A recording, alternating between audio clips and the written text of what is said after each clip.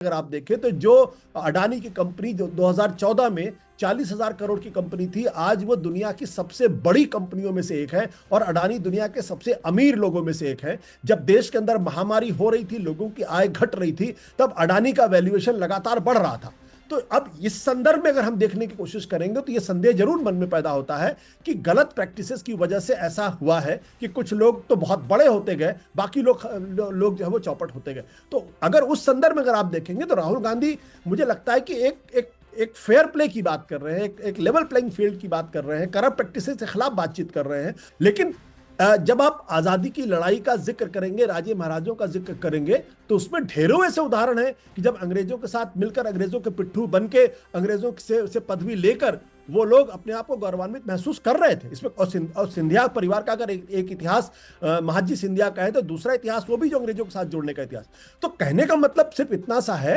कि भारतीय जनता पार्टी उसको एक तूल देगी, देना भी चाहिए, उसको एक नया रंग देगी, देना भी चाहिए उसको, क्योंकि वो विपक्षी पार्टी है या उनकी विरोधी पार्टी है। नहीं तो आशु, जो आपने और कंपनियों के नामों का जो लिस्ट का जिक्र किया, तो वो लिस्ट जो है बड़ी रोचक है। उसमें से अगर कुछ दो तरह की कंपनियां, उसमें एक तो जो स्टार्टअप है, जैसे कि ज़ेरोदा है, जैसे कि जोमेटो है, या जैसे कि फोन पे है। तो इस तरह की जो नई कंपनियां, लेकिन पुरानी कंपनियों के भी नाम है, और पुरानी कंपनियों में वो भी कंपनियां शामिल है जो किसी बिजनेस हाउस को बिलोंग करती है। जैसे महिंद्रा का नाम है, बजाज का नाम है, एल&टी तो खैर किसी एक हाउस को बिलोंग नहीं करती, लेकिन एशियन पेंट्स है, तो टाइटल सिप्ला है। तो मतलब कहीं ना कहीं ये भी कोशिश है कि जो बड़े घराने हैं उसमें टाटा का जिक्र है, क्योंकि उन्होंने टीसीएस का भी जिक्र किया है अपने लेख में कि टीसीएस भी आया है, तो टाटा को भी उन्होंने फेयर कंपनी की तरह से देखा है। सिवाय अंबानी और अडानी के बाकी सबका कहीं ना कहीं इसमें जिक्र है। तो वापस इस लिस्ट के जरिए भी कहने की कोशिश यही है कि इन दो जो ग्रुप है, इनको सरकार की वजह से एक एडवांटेज मिला हुआ है बिजनेस में। देखिए मिलिंद, आपने तो मुझसे ज्यादा बिजनेस की रिपोर्टिंग की है, क्योंकि आप तो बम्बई में बहुत लंबे समय तक रहे भी हैं और आपका अनुभव भी मुझसे ज्यादा उस लिहाज को लेके। लेकिन किसी कंपनी का नाम लेना ठीक नहीं होगा, लेकिन सब लोग जानते हैं कि दरअसल वो कौन सी कंपनियां हैं जिन्होंने सरकार के अंदर और सरकार के बाहर करप्शन को पूरी तरीके से इंस्टीट्यूशनलाइज किया, जिनके जेब में बड़े बड़े ब्यूरोक्रेट्स और बड़े बड़े सेक्रेटरीज थे, और सरकार की नीति में बदलाव के पहले ही उनके घरों पे वो फाइलें पहुंच जाती थी और उनको इस बात का अंदाजा होता था। तो ये जो प्रैक्टिस है, यही ये प्रैक्टिस ठीक नहीं है। क्योंकि अगर किसी एक कंपनी को नीति में बदलाव के पहले अगर पता चल जाए कि ये फला नीति में बदलाव हो सकता है, तो ये लेवल प्लेइंग फील्ड खत्म हो जाती है। फिर तो आप उस कंपनी का मुकाबला ही नहीं कर सकते। ये जो इंस्टीट्यूशनलाइज्ड तरीके से पूरे सिस्टम को कैप्चर करने की कोशिश कुछ बिजनेस हाउसेज ने की है, दरअसल उसका विरोध है। ये किसी और के ऊपर आरोप नहीं लगा है। तो इसलिए वो फेयर प्ले की बात करते हैं, और मुझे लगता है ये अपने आप में सही भी है। क्योंकि पूंजीवादी व्यवस्था अगर आप अमेरिका के अंदर भी देखें, तो जब वहां पे बिल गेट्स की कंपनी बहुत बड़ी हो जाती है, माइक्रोसॉफ्ट बहुत बड़ा हो जाता है, तो फिर ये, या गूगल बहुत बड़ा हो जाता है, तो उनको सेनेट के सामने जवाबदेही देनी पड़ती है। या फेसबुक जब बड़ा हो जाता है तो उसको सेनेट के सामने जवाबदेही देनी पड़ती है, और उनसे कहना पड़ता है कि आप लेवल प्लेइंग फील्ड खत्म नहीं कर सकते, आप मोनोपोली नहीं कर सकते हैं, और आपको बाकी कंपनियों को ग्रो करने के लिए भी मौके देने पड़ेंगे। तो जो दिक्कत हिंदुस्तान के अंदर हो गई है, वो पिछले 8-10 सालों के अंदर साफ तौर पर दिखाई पड़ रहा। बल्कि अगर थोड़ा और पीछे जाएं, तो राजीव गांधी के समय से अगर आप देखें, तो कुछ कंपनियों को सरकार का वरदहस्त हासिल है, और उन्होंने अपने करप्ट प्रैक्टिसेस की वजह से बहुत बड़ी हो गई हैं, और इतनी बड़ी हो गई है कि दूसरी कंपनियां उनके सामने खड़े होने की हिम्मत भी नहीं जुटा सकते हैं। और पिछले 10 साल के अंदर अगर आप देखें, तो जो अडानी की कंपनी जो 2014 में 40,000 करोड़ की कंपनी थी, आज वो दुनिया की सबसे बड़ी कंपनियों में से एक है, और अडानी दुनिया के सबसे अमीर लोगों में से एक है। जब देश के अंदर महामारी हो रही थी, लोगों की आय घट रही थी, तब अडानी का वैल्यूएशन लगातार बढ़ रहा था। तो अब इस संदर्भ में अगर हम देखने की कोशिश करेंगे, तो यह संदेह जरूर मन में पैदा होता है कि गलत प्रैक्टिसेस की वजह से ऐसा हुआ है कि कुछ लोग तो बहुत बड़े होते गए, बाकी लोग जो है वो चौपट होते गए। तो अगर उस संदर्भ में अगर आप देखेंगे, तो राहुल गांधी, मुझे लगता है कि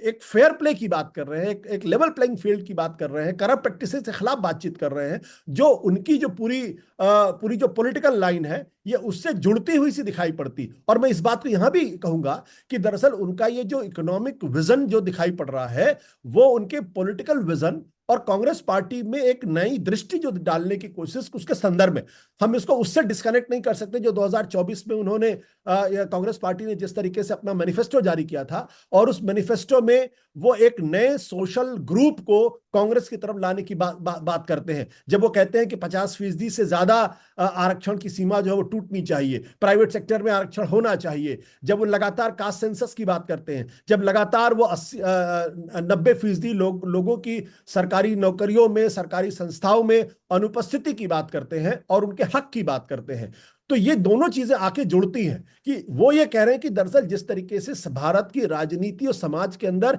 कुछ खास ग्रुप्स की मोनोपोली स्थापित हो गई है, और वो लेवल प्लेइंग फील्ड जिसकी वजह से खत्म हो गया है, जिसकी वजह से पिछड़े दलित जो है वो उनको वो मौका नहीं मिल रहा आगे आने का, टैलेंट होने के बावजूद। वही स्थिति आर्थिक मामलों में भी होती जा रही। तो कहीं ना कहीं दोनों विजन में एक साम्यता मुझे दिखाई पड़ती है, और उसमें स्पष्टता नजर आती है कि वो दोनों ही जगह मोनोपोली के खिलाफ है। वो चाहते हैं कि लेवल प्लेइंग फील्ड हो, राजनीति में भी दलित पिछड़े जो पिछड़ गए हैं उनके लिए भी लेवल प्लेइंग फील्ड हो, और कुछ लोगों का या कुछ तबकों का या कुछ बिजनेस हाउसेस का कब्जा ना हो। तो मुझे उसमें एक साम्यता दिखाई पड़ती है। मुझे उसमें ऐसा नहीं है कि उसमें कुछ कुछ गलत दिखाई पड़ता है। हाँ, जरूर इस लेख के माध्यम से जो अप्रीहेंशन या आशंकाएं पैदा हो रही थी कि कहीं राहुल गांधी मार्केट इकोनॉमी के खिलाफ तो नहीं है, कहीं वो पूंजीवाद के खिलाफ तो नहीं है, वो उसको उसको कहीं ना कहीं वो न्यूट्रलाइज करने की या उसको काउंटर करने की कोशिश जरूर कर रहे हैं। तो सबसे आखिर में आशु, इसमें जो बीजेपी का रिस्पॉन्स है वो बजाय कि जो मुख्य उसके आरोप है कि मोनोपोली को बढ़ावा दिया जा रहा है या फेयर फील्ड नहीं है, उसको राजघराने की तरफ मोड़ने की कोशिश की गई। और चाहे वो दिया कुमारी हो या सिंधिया हो या तमाम जो भारतीय जनता पार्टी से जुड़े हुए राज परिवार है, उन्होंने इसको ईस्ट इंडिया कंपनी में, चूंकि राहुल गांधी ने अपने लेख की शुरुआत में ये कहा था कि जो राज परिवार थे देश के, वो अंग्रेजों के साथ काम कर रहे थे, ईस्ट इंडिया कंपनी के साथ काम कर रहे थे। तो बीजेपी का जो जवाब आया, वो जो लेख का मुख्य मुद्दा है कि मोनोपोली को बढ़ावा दिया जा रहा है या मैं एंटी बिजनेस नहीं हूं, उसके बजाय ये वाला आया कि भाई राज परिवार का अपमान हो गया, इन्होंने तो देश के लिए इतना बलिदान दिया है। जाहिर सी बात है, जब राहुल गांधी कोई बात कहेंगे तो भारतीय जनता पार्टी उसको एक नया रुख देने की कोशिश जरूर करे। वो देना भी चाहिए, क्योंकि ये एक राजनीतिक पार्टी का अपना अपना अपना विशेषाधिकार भी है कि वो क्यों राहुल गांधी की लाइन को ही आगे बढ़ाएंगे। लेकिन क्या ये सच्चाई नहीं है कि हिंदुस्तान के अंदर जब आजादी की लड़ाई हो रही थी, चल रही थी, जब हिंदुस्तान के तमाम दीवाने जो है वो फांसी के फंदों पर लटक रहे थे, जेलों में जा रहे थे, काला पानी की सजा झेल रहे थे, तब हिंदुस्तान के कितने राजा महाराजा जो थे या सामंत जो थे वो जेलों के अंदर गए या उन्होंने आजादी की लड़ाई में हिस्सा लिया। तो ये एक सच्चाई है, इसमें कोई दो राय नहीं कि सब एक जैसे नहीं थे। कुछ थे जो आजादी की लड़ाई में जो स्वतंत्रता सेनानी थे उनका साथ दे रहे थे, उनके लिए लड़ रहे थे, और उनके लिए उन्होंने काफी कुर्बानियां भी दी। अगर आप 1857 की लड़ाई का अगर आप जिक्र करेंगे तो ऐसे बहुत सारे राजे महाराजा थे जिन्होंने उस लड़ाई में हिस्सा लिया और जिनको उसकी कीमत चुकानी पड़ी, जिनको फांसी के फंदे पर लटकना पड़ा। लेकिन 1857 के बाद का अगर इतिहास अगर आप देखेंगे तो ऐसे बहुत सारे राजे महाराजे थे जिन्होंने अंग्रेजों का खुल के साथ दिया, और जो राय बहादुर की पदवी लेने में अपने को गौरवान्वित महसूस करते थे, जो अंग्रेजों के साथ खड़े होने में अपने को गौरवान्वित महसूस करते थे। अगर आप जैसे ज्योतिरादित्य सिंधिया ने जिस तरीके से प्रतिकार किया, इसमें कोई दो राय नहीं है कि महादजी सिंधिया का जो रोल है वो भारत के इतिहास से बहुत बड़ा रोल है। दुर्भाग्य से महादजी सिंधिया के बारे में उस तरीके से बातें नहीं की जा सकती। लेकिन जब पानीपत की तीसरी लड़ाई के बाद अगर आप देखें कि बल्कि दूसरी लड़ाई के बाद कि जिस तरीके से